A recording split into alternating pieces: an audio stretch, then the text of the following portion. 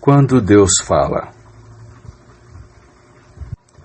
Essa é mais uma lição da série Qual o Sentido da Vida? Meu nome é Caco Pessoa, sou irmão em Cristo aqui da cidade de Araçatuba, estado de São Paulo. Pois bem, quando vi pela primeira vez o Grand Canyon, grande, garganta sinuosa e profunda, situada nos Estados Unidos, fiquei paralisado de temor. Em pé, à beira do cânion, imaginei ali estar na hora do pôr do sol cantando: "Quão grande és tu!" Percebi a imensidão do poder de Deus naquele cânion, mais do que em qualquer outro lugar que eu já havia visto. Imediatamente, minha curiosidade foi aguçada. Eu queria saber mais sobre aquele lugar. Queria explorá-lo e ler sobre ele. Minha reação foi semelhante à de milhões de outros que estiveram naquele local. E veja que geólogos passaram a vida inteira, alguns até perderam a vida, em busca da explicação para a existência daquele magnífico cânion. Alguns fatos foram aprendidos, mas muitas respostas ainda são poucas, mais do que mera especulação. Aqueles que acreditam em Deus não precisam indagar o que causou o Grand Canyon. Nós sabemos quem o causou. Podemos pesquisar como Deus o fez, mas não devemos ter dúvida de que Ele causou esse fenômeno. Bem, quando vi pela primeira vez as cataratas de Vitória, lá na África, fiquei igualmente admirado diante do poder desenfreado de milhões de litros d'água caindo mais de 100 metros abaixo, num enorme tacho borbulhante. Pois bem, os últimos 5 capítulos relatam como a voz de Deus falou com Jó de dentro de um rodamuinho. Jó havia solicitado uma resposta de Deus. Ao invés de responder, Deus o interrogou. Ele fez mais de 80 perguntas a Jó e lançou-as tão rapidamente que Jó não teria tempo de respondê-las, nem que fosse capaz. Então a nossa leitura, o nosso estudo de hoje, fica em Jó, do capítulo 38, versículo 1, até o capítulo 42, versículo 6. Então vamos ver o primeiro ponto, que fala sobre Jó é interrogado. Isso nós vemos do capítulo 38 até o 41. Então, Deus disse a Jó: "Cinge, pois, os lombos, como homem, pois eu te perguntarei, e tu me farás saber." Isso nós vemos lá no capítulo 38, versículo 3. Bem, as perguntas que Deus fez a Jó envolvem fenômenos que são observáveis no mundo ao nosso redor, mas que estão além da nossa capacidade de entender. Deus estava salientando um aspecto importante em tudo isso. Se não podemos entender plenamente os feitos de Deus no mundo ao nosso redor, como podemos pressupor entender os feitos de Deus no reino espiritual? Veja, todas as perguntas de Deus visaram interrogar. Então, quem é o homem para questionar a Deus? Essa é uma grande pergunta. Então, olha só. Onde estavas tu quando eu lançava os fundamentos da terra? Essa é uma pergunta que Deus fez a Jó, lá no capítulo 38, versículo 4. Então, outra. Quem planejou e projetou a terra? Quem a fixou em sua órbita? Quem a fez começar a girar em seu eixo? A precisão do universo, semelhante à de um relógio, é prova da existência de um projeto inteligente. A probabilidade da Terra e do universo terem surgido acidentalmente não é maior do que a de um dicionário surgir da explosão de uma gráfica. É necessário haver então o quê? Um criador e um projetista inteligente. Então, veja bem, Deus declarou-se a Jó como o criador das nuvens e dos mares. Isso lá no capítulo 38, versículo 9. Ele fez a noite e o dia. Ele fixou as fronteiras dos mares e disse às águas dos oceanos: até aqui virás, e não mais adiante. E aqui se quebrará o orgulho das tuas ondas. Lá no capítulo 38, versículo 11. Bem, Deus perguntou a Jó também o seguinte: acaso deste ordem à madrugada? Isso lá do capítulo 38, versículo 12. Acaso entraste nos mananciais do mar, ou percorreste o mais profundo do abismo? Isso lá do capítulo 38, versículo 16. Veja, Deus fez ainda outras perguntas a Jó. Ele estava efetivamente, então, dizendo: você já entrou nos depósitos da neve ou da saraiva? Lá no capítulo 38, versículo 22. De onde vem o gelo? Capítulo 38, versículo 29 e 30. Você pode fazer chover, relampejar ou trovejar? Isso lá no capítulo 38, versículo 26 e do 34 ao 38. Bem, Deus levou Jó das profundezas do mar para o espaço sideral a fim de ilustrar as suas obras. Se Jó não podia entender como essas criações físicas vieram a existir e continuavam em atividade, como ele poderia entender o que havia acontecido então com ele? Pois bem, o que ocorreu com Jó fazia parte das obras de Deus no mundo espiritual. Como podemos entender os desígnios espirituais se não podemos nem explicar as obras divinas no mundo físico? Não sabemos nem como, nem por que Deus toma algumas atitudes, mas precisamos confiar que Ele sabe como pôr em ordem esse mundo e também as nossas vidas. Não saberíamos o que fazer se Deus nos entregasse o controle do universo em nossas mãos. Suponhamos que Deus abrisse mão do seu poder, parasse o universo e dissesse então ao homem, dizendo assim: aqui está, de agora em diante você está no comando, faça-o funcionar. Não haveria conhecimento nem inteligência suficiente no mundo inteiro que fizessem o universo voltar a funcionar. Então, veja bem, não conseguimos entender nem o coração, nem a mente e nem os motivos do homem. Como esperaríamos entender o coração, a mente e os motivos de Deus? Olha, se Deus sabe como fazer o universo funcionar, com certeza Ele sabe como pôr em ordem nossas vidas para o nosso bem espiritual e eterno. Deixe que Ele cuide de sua vida. Ele sabe o que fazer com ela. Se Ele fizer alguma coisa com a sua vida que você não entenda, não será a única coisa que você não entende. Não precisamos entender as obras de Deus, e sim crer nelas. A seguir, Deus chamou então a atenção de Jó para as maravilhas do reino animal. Então, a fim de enfatizar o seu poder e conhecimento. Quem dá às feras o seu instinto, força, beleza e alimento? Quem?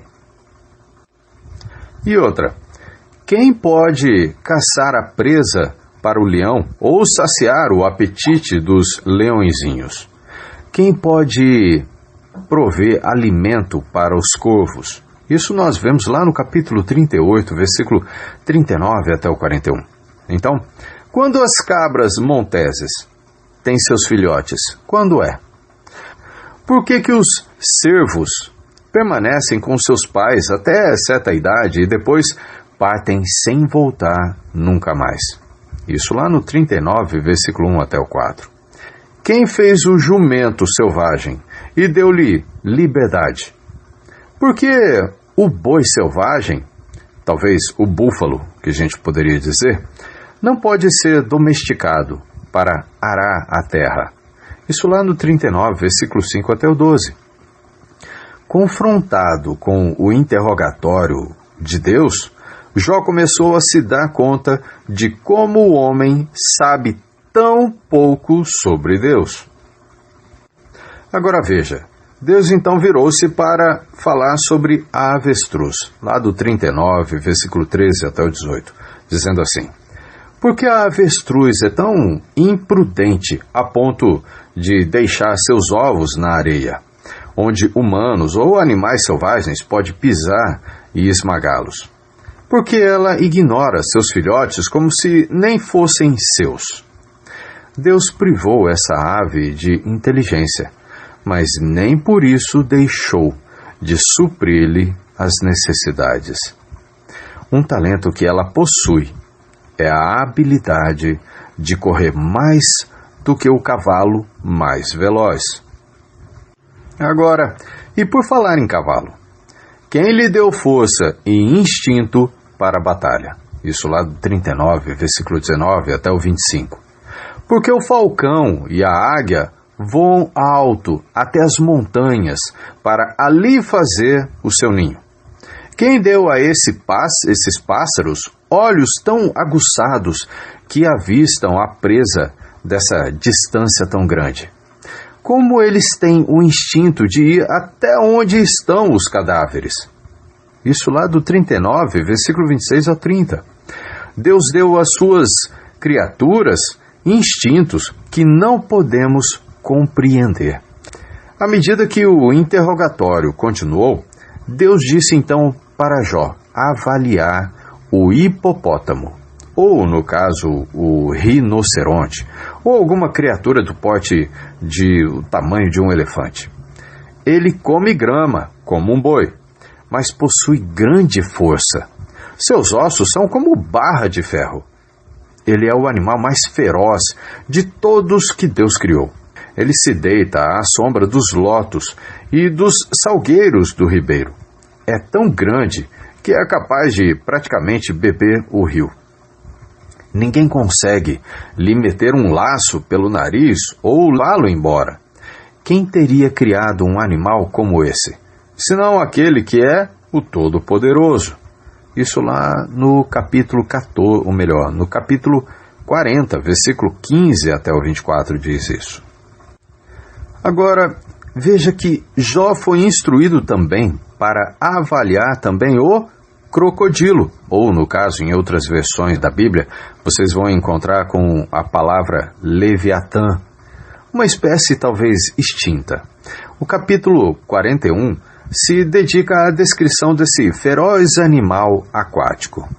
O mesmo aspecto destacado nos outros animais é enfatizado em relação a esse animal poderoso. A força brutal desses animais é inacreditável para a imaginação de qualquer ser humano. Aquele que os fez é a fonte de todo o poder. Se o poder da criatura está além das nossas compreensões, com certeza o poder do Criador não pode ser entendido. Deus então perguntou também a Jó: porventura te foram reveladas as portas da morte, ou vistes essas portas da região tenebrosa? Isso lá do capítulo 38, versículo 17. Bem, quem entre os viventes viu além das portas da sombra da morte? Podemos ler a respeito da morte em Tiago capítulo 2, versículo 26, que diz assim: o corpo sem espírito é morto. Só Deus é capaz de conceder o espírito de vida. Isso nós podemos dizer lá de Eclesiastes capítulo 12, versículo 7, que fala isso. Bem, na morte, esse espírito que dá vida volta para Deus, o qual o deu. Sabemos desses fatos, mas saber e entender são duas coisas diferentes. Agora, o Senhor também perguntou a Jó: quem pôs sabedoria no seu interior? Lá do capítulo 38, versículo 36. Quem deu entendimento ao coração? Quem pode entender a mente e o coração do homem? Se nós não podemos, entender o coração, a mente e os motivos do homem, como esperaríamos entender o coração, a mente e os motivos de Deus? Jó, então, assumiu o papel de julgar a Deus. Deus, porém, replicou: acaso anularás tu, de fato, o meu juízo? Ou me condenarás para te justificares? Isso lá do capítulo 40, versículo 8, que ele diz. Deus estava perguntando a Jó: Jó, você sabe alguma dessas coisas? Se sabe, é porque você já havia nascido quando elas aconteceram? Ou você as sabe porque ficou sabendo delas ao longo das suas experiências na terra? Isso nós vemos Deus falando lá em capítulo 38, versículo 21. O que vemos é que Deus estava buscando mostrar a Jó quem verdadeiramente ele é, para que Jó pudesse entender o que verdadeiramente era Deus. Bom, agora vamos ver do capítulo 42, versículo 1 até o 6, sobre Jó se convence do que então Deus está falando. Bem, quando Deus falou, ele obteve a atenção de Jó. Jó então parou de falar e Jó somente escutou. Deus precisa de homens que escutem o que ele diz. Discutir com o Todo-Poderoso é o cúmulo da arrogância. Olha só. Jó foi então humilde. Somente 2 vezes ele tentou responder. Ele foi tão humilhado pelas palavras de Deus que não conseguiu dizer uma palavra sequer. Olha só. Sou indigno. Que te responderia eu, então? Ponho a mão na minha boca. Uma vez falei, e não replicarei. Aliás, 2 vezes, porém não prosseguirei. Isso lá do capítulo 40, versículo 4 e 5, ele diz. Mais tarde, ele disse também o seguinte: bem sei que tudo podes, e nenhum dos teus planos pode ser frustrado. Isso lá do capítulo 42, versículo 2. Olha, tudo estava esclarecido então para Jó. Ele percebeu que falara por ignorância. Disse então ele: na verdade, falei do que não entendia. Coisas maravilhosas demais para mim. Coisas que eu não conhecia. Isso lá no capítulo 42, versículo 3. Agora veja, olha só o que ele disse.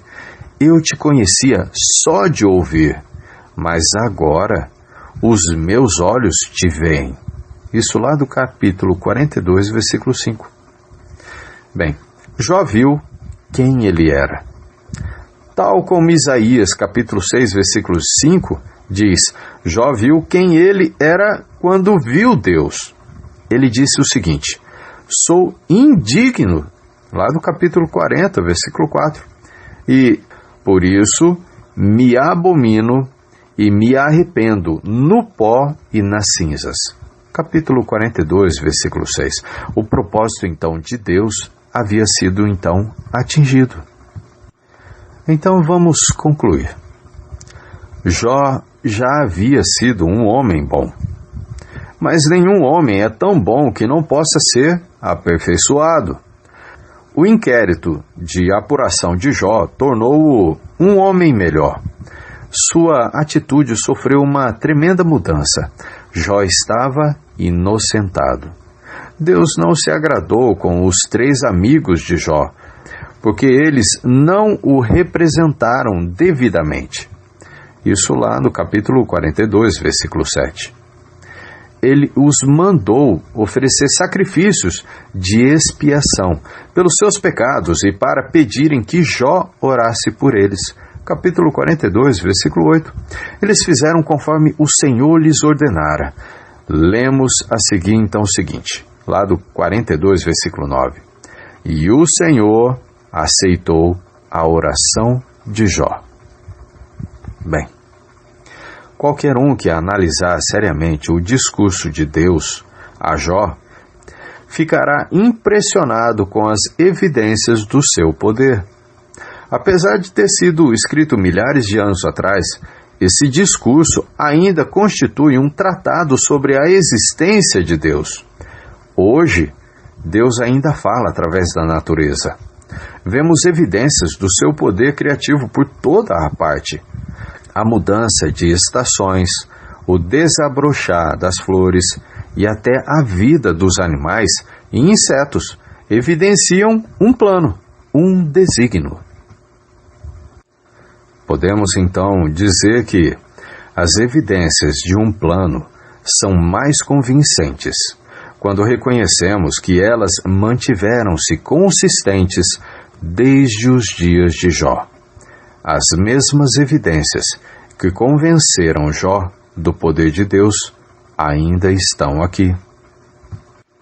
Que Deus abençoe a todos, em nome de Cristo. Amém.